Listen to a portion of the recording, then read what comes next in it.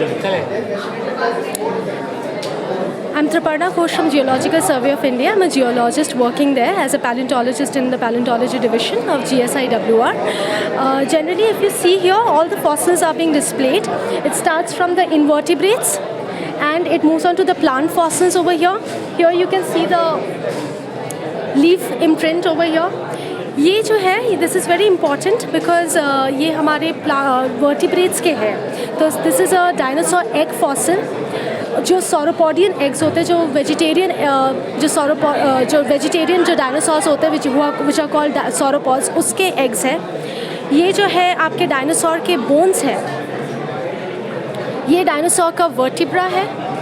तो हमें ये बेसिकली हमें मिलता है रॉक्स में फंसे हुए मिलते हैं, बट हम जब जाते हैं फील्ड में we get to see a part of it, and what we do is we understand the morphology of it, we excavate it and then we finally come in the laboratory, process them and undergo further study to understand कि इसकी species क्या है, इसकी genus क्या है, जो हम लोग बेसिकली टैक्सोनॉमिक स्टडी बोलते हैं. ये इम्पॉर्टेंट इसीलिए है बिकॉज हमें पता चलता है कि उस टाइम में क्या क्लाइमेटिक कंडीशन था, क्या पैलियो डिपोजिशनल एनवायरनमेंट था. जैसे जैसलमेर है, तो जैसलमेर अभी जैसे हम देखते हैं वो वैसा नहीं था.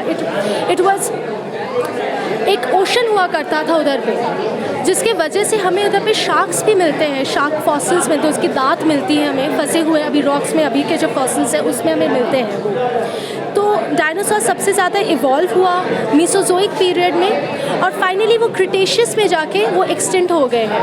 There are different school of thoughts कि क्यों एक्सटेंट हुए, क्योंकि कुछ बोलते हैं मीटेरिटिक इम्पैक्ट है, क्यों बोलते हैं कि कॉन्टिनेंटल रिफ्टिंग प्लेट टेक्टोनिक्स की वजह से ये हुआ है, बट वो एक अलग थ्योरम है इसकी. बट अगर ऑल टुगेदर मैं अगर इसको समराइज़ करूँ तो डायनासोर्स हमें मिलते हैं और वो जुरासिक में सबसे ज़्यादा फ्लरिश किए हैं. और it is very important because it actually tells us about the palaeo depositional environment, it tells us about the palaeo climatic history of the Jurassic of the entire Mesozoic period. Thank you.